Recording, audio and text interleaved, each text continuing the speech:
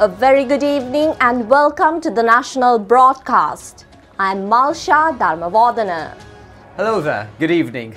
I'm Niket Karunaratne. We'll start off with the headlines as usual. The country's television broadcasting digitalization project officially launches. Railway stations masters trade union action concludes following successful discussions. Another 800,000 Pfizer vaccine doses arrive in the country. Central Bank Governor responds to MP Ranil Wickremesinghe. Redeveloped Bibila Chenkaladi stretch vested with the public. A Belgium teenager flying solo around the world in a light aircraft touches down in Sri Lanka. On to those and other stories in detail now, starting with your local stories. The project to digitalize Sri Lankan television broadcasting was officially launched this evening. The event was held under the patronage of Minister Dallas Alahaperuma. The project is steered by the Ministry of Mass Media along with the financial and technological assistance from Japan International Cooperation Agency. The ceremony was held at the Taj Samudra Hotel in Colombo. The global television broadcasting is rapidly transforming into digitalization. This is a major revolution transforming from current analog television broadcasting system in the country and outdated technology into a most advanced technology through digital broadcasting. Viewers, broadcasters as well as government expected to benefit from this transformation to digitalization. The viewers will be able to experience clear visuals of the programs on television following the elimination of the poor television signal reception. Another benefit of digitalization is the ability to grasp all television channels from one antenna while eliminating the multi-television antenna system. The inauguration ceremony will live telecast on national television at 10 p.m. today. The Sri Lanka Railway Station Masters Union has decided to call off their trade union action following successful discussions with State Minister Dilum Amanugama today. Many railway services, including the transportation of goods, were disrupted due to the four-day trade union action. The department suffered a massive loss from the failure to collect train tickets. Lengthy discussions were held between station masters and State Minister Dilum Amanugama over the prevailing issues. Chairman of Sri Lanka Railway Station Masters Union, Sumedha Somaratne, said that positive responses were received over the issues taken up for discussion today.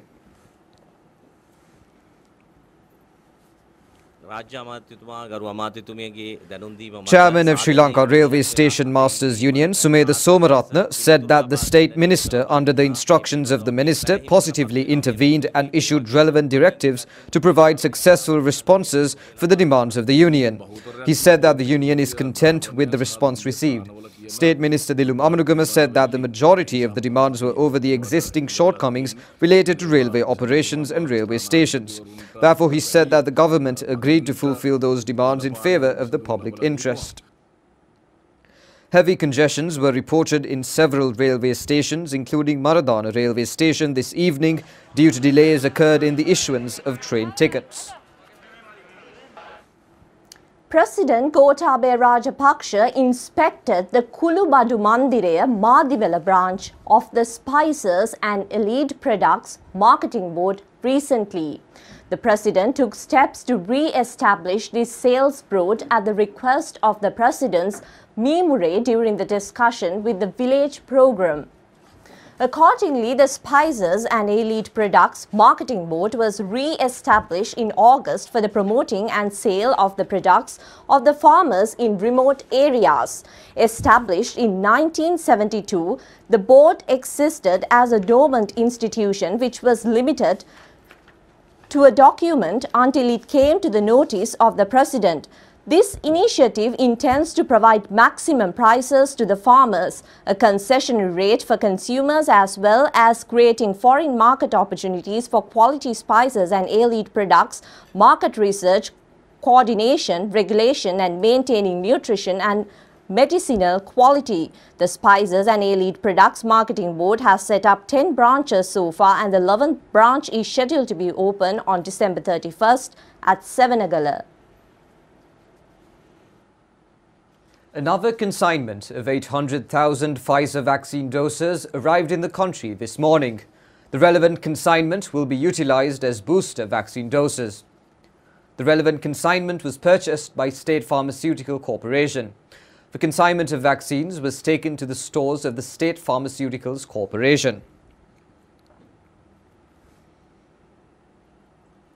The island-wide vaccination program to inoculate booster vaccines for the citizens above the age of 20 years is currently underway successfully. A total of 33,369,982 vaccine doses have been inoculated to the people in the country under the COVID-19 immunization program. Accordingly, 15,985,385 persons have received the first dose of the vaccine, while 13,833,773 have received both doses. A total of 3,550,824 have received the booster dose thus far. Permission has been granted to organize outdoor musical shows. The Inspector General of Police has issued instructions to each police station over the usage of loudspeakers. Outdoor musical shows should be conducted adhering to health guidelines. Accordingly, musical shows can be held until 10 p.m. on Monday, Tuesday, Wednesday and Thursdays. On Fridays and Saturdays up to 1 a.m. and on Sundays, the musical shows can be held until 12:30 midnight.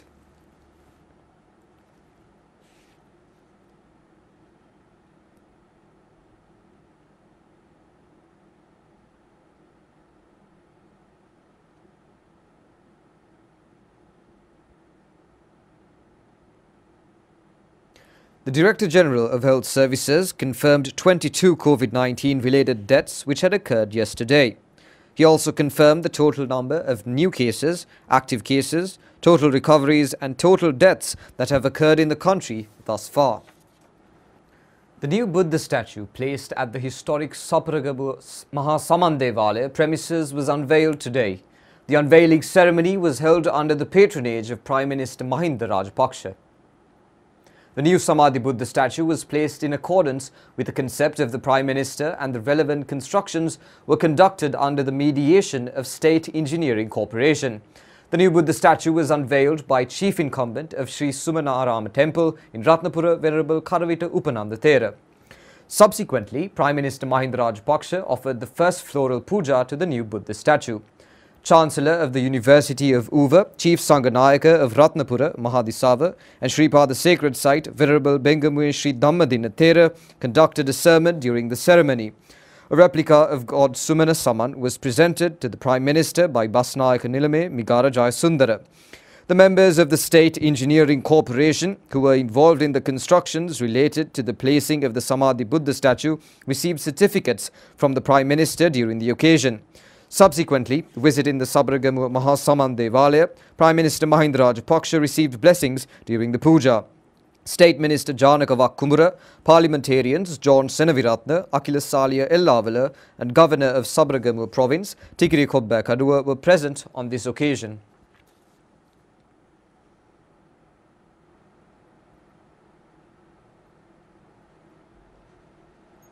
Governor of Central Bank Ajit Diwad Kabral emphasizes that there is no intention to acquire a loan from the International Monetary Fund while impacting on the sovereignty of the country. The central bank governor made these remarks while responding to a statement made by the leader of the United National Party, Ranil Wickremesinghe, claiming that the only solution to increase foreign reserves is the International Monetary Fund.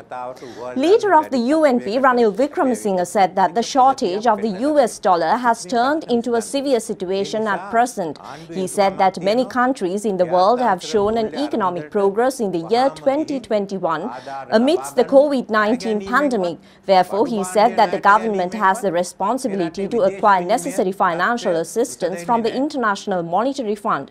He added that the issue pertaining to the foreign reserves in the country cannot be resolved by acquiring loans or commodities.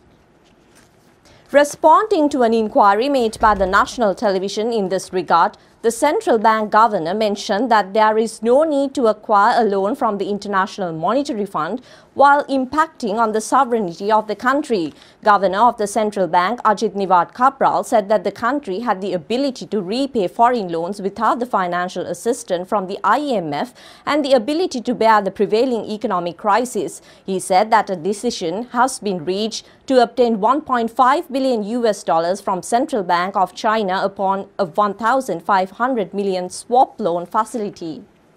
Accordingly, the central bank governor said that the foreign reserves of the country will increase up to $3.1 billion with this effort. He mentioned that the country only had $800 billion worth foreign reserves during the humanitarian operations were taking place in the country. However, he said that the country faced with no harmful outcomes during this period. He also pointed out that many countries who had acquired a concessionary credit packages from the IMF have become unstable. The central bank governor further said that the conditions of the IMF is to make the rupee into a floating state, which would result in a rupee depreciation up to 240 rupee a dollar.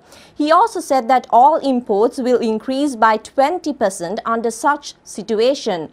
Amidst many other conditions to be agreed with the IMF, the central bank governor indicated that acquiring loan from the IMF would not be a successful solution. The newly developed Chenkaladi Road along Peradeniya Badulla was vested with the public today. The relevant ceremony was held with the participation of Minister Johnston Fernando. The length of the stretch, which connects central, Uva and eastern provinces, is 275 kilometers. The Bibile-Chenkaladi section, stretching over 86.7 kilometers, have been redeveloped under the funds worth 7,200 million rupees received from Saudi Arabia. The relevant feasibility study was conducted in 2014. Subsequently, the development of the road was conducted under 3 phases through 2 local companies. The first phase was the stretch from Bibile to Padiyathalava. The second phase was carried out from Padiyathalava to Tampitiya. The section from Tampitiya to Chenkaladi belongs to the third phase. The residents in Bibile, Ridimali Adda, Padiyathalava and Mahaoya Divisional Secretariat divisions who lost lands and assets during the road expansion project received 12.4 million rupees worth compensation. State Minister S. Vyalendran, Chief Executive of Saudi Fund for Development Sultan Al Marshad, Batiklo District Parliamentarian, were present on this occasion. A teenage pilot, Sarah Rutherford, who is attempting to become the youngest woman to fly solo around the world, touched down in Ratmalana International Airport today. Sarah Rutherford, aged 19, will see 52 countries and cross the equator twice during the trip in her ultralight sports aircraft. Sri Lanka was her 56th stop during her journey in an attempt to break the existing Guinness World Record. The management of Ratmalana International Airport welcomed the young pilot upon her arrival. Sarah Rutherford, who lives in Belgium, began her 3-month journey from Brussels on August 11th. The teenager is flying in Shark UL and ultralight sports aircraft, which holds a number of speed records. She will cross the Atlantic over Greenland, Canada and South America up to Alaska and then cross to Russia and Indonesia before returning to Europe through South Asia. Accordingly, she is expected to cover 5 continents and 52 countries during this journey. The route has been chosen to fulfill Guinness World Record requirement to be an around-the-world flight. The current female record holder is an American, Shaiz Weiss, who was 30 at the time of her challenge in 2017. The youngest male record holder was 18. Thank you so much for the warm welcome. I arrived in Sri Lanka today after a 6.5-hour flight from Indonesia. Really happy to be here. Normally from here on out it gets a bit easier, the flying. I'm outside of that thunderstorm zone, which was closer to the equator. Now it's a bit better, the weather's a bit better. Today the weather was pretty good. Coming into Sri Lanka, quite a bit of turbulence that I wasn't expecting.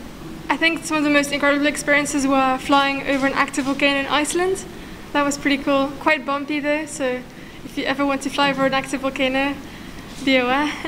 And then flying over New York City was really cool. I had to fly very low due to like airspace. So I was at 1,000 feet above Central Park, which was pretty special because it means that some of the buildings are actually higher than you are. I think it's hard to compare the different countries. Every country is really beautiful. I mean, Sri Lanka was amazing.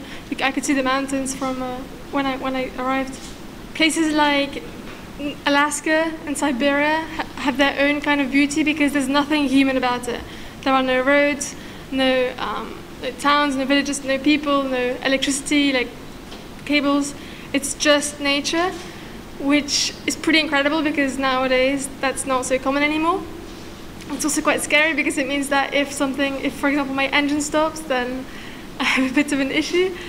But yeah, things like that kind of make you think, wow, this is pretty special. You're watching the national broadcast and we continue with more local stories. Minister Ramesh Pathirana says the plantation sector has recorded its highest export revenue during this year. The minister emphasized that the government will take all necessary measures to protect the Ceylon tea brand. The minister made these remarks while taking part in the award ceremony to felicitate the staff of the Tea Smallholders Development Authority. The ceremony was held at the Apegama premises in Battaramulla. The Tea Smallholders Development Authority staff were felicitated at the ceremony for their immense service rendered to over 450,000 small tea estate owners who provide a 70% contribution for the tea exports in the country. The award ceremony was held with the participation of Minister Dr. Ramesh Pathirana and State Minister Kanaka Hera. Tea research officers, administrative officers, project officers and assistant management officers who had completed 25 years of service at the authority were felicitated during the ceremony. Minister Dr. Ramesh Pathirana said that the country recorded its highest export revenue from rubber, cinnamon and coconut in year 2021. He said that the total export revenue earned during the year was close to $4 billion. He said that the normal rate of 1 kilogram of Sri Lanka tea is at $3.5, which is the highest in the world. However, he said that most of the market in leading countries in the world are faced with economic and social crisis at present.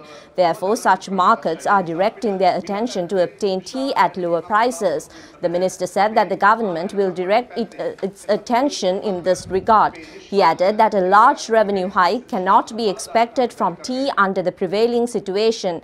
Therefore, he said that the production cost should be lowered and the production productivity should be improved. The Presidential Task Force on One Country, One Law conducted another session in Hatton yesterday to obtain suggestions and views from residents of the areas. The session was held at the Hatton Thundament Vocational Training Centre. Chairman of the Presidential Task Force on One Country, One Law, Venerable Galabodapte Gnanasarathera, and other members of the committee were present on this occasion. Venerable Gnanasarathera said that the public continue to provide their suggestions to the task force with much interest. Litro Gas Lanka Limited says accelerated measures are being taken to fulfill the daily domestic and commercial gas demands in the country. In a statement issued by the company, it has further indicated that 2 vessels have been unloaded to the filling station to fulfill the daily demands by yesterday. The Litro Gas Lanka Limited has said that a total of 30,000 to 40,000 12.5 kilogram domestic cylinders are being distributed across the country on daily basis. However, reports have indicated that the daily requirement of gas cylinders is at 80,000. Litro Gas Company is responsible for the 80% of liquefied petroleum gas supply to the Sri Lankan market. The statement has further indicated that the new production process has been delayed as a lengthy time period has been taken for the regathering of gas cylinders with blue and black seals issued to the market previously and extracting gas out of the cylinders. Litro Gas Company has said that accelerated steps have been taken to expedite the current process. The proposed draft bill for the establishment of a Teledrama Standards and Development Institution was presented to Minister Dallas Alha-Peruma today. The proposal was presented by National Teledrama Professionals Association at the Ministry of Mass Media. The decision to establish a teledrama standards and development institution was reached as a solution to the prevailing crisis situation in the teledrama sector. General Secretary of the Association, Udeni Subodhi Kumara, National Organizer Samanpriya Marasinghe, committee members Deepthi Veera Surya and Nihal Bandara were present at this occasion. Minister Kehelia Ramukwalla emphasizes the need to empower the country's primary health services system. The minister made these remarks while taking part at a special discussion held at the Primary of Health today. Accordingly, the minister instructed the officials to prepare a summary identifying the changes required to empower the primary health service system. Discussions were held on the measures set to be undertaken and already in effect through this project initiated with the World Bank financial assistance. Senior health expert of the World Bank, Deepika Artigala, said the World Bank has identified the project initiated in Sri Lanka as one of the most inspiration and the most successful projects in the world. Secretary to the Health Ministry, Dr. Sanjeeva Munasinghe, Director General of the Health Services, Dr. Asila Gunawardena, and Director of the World Bank Project to Empower Primary Health Service System, Dr. Jayasundara Bandara, were also present at this occasion. A 17-foot-long monster crocodile in Nilvala River, Mathura, lost its life as a result of a long-running human-croc battle. The mega reptile was discovered trapped in a snare this morning in Malimbada area. Residents of the Malimbada area found the crocodile this morning while it was struggling to save its life while being trapped in a snare. The reptile was in a life-threatening situation at the time of discovery. The crocodile died soon after it was rescued by the residents and wildlife officials due to its injuries. A veterinary examination and post-mortem will be carried out by the wildlife officers attached to the Udawalawa National Park. Reports have indicated that this crocodile is one of the largest reptiles yet to be discovered, along with another over 17-foot-long crocodile captured in Mathura.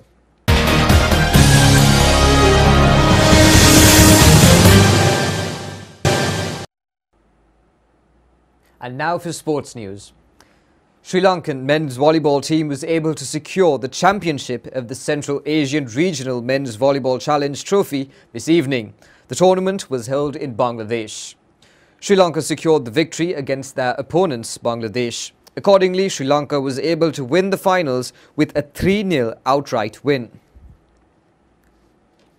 Along with 4 gold medals, Sri Lanka's Senuki Dishalya became the champion of the under 47 kg weight class at the 2021 Asian Powerlifting Championship. The tournament is currently taking place in Turkey. Suresh Subramaniam has been re-elected as the chairman of the National Olympic Committee. He was able to secure 21 votes during the election. His opponent, Major General Palitha Fernando, only received 12 votes. Accordingly, Suresh Subramaniam has been elected as the chairman of the National Olympic Committee for the period from 2022 to 2026. That's all the news for today. Join us again at the same time tomorrow. Good night. Good night.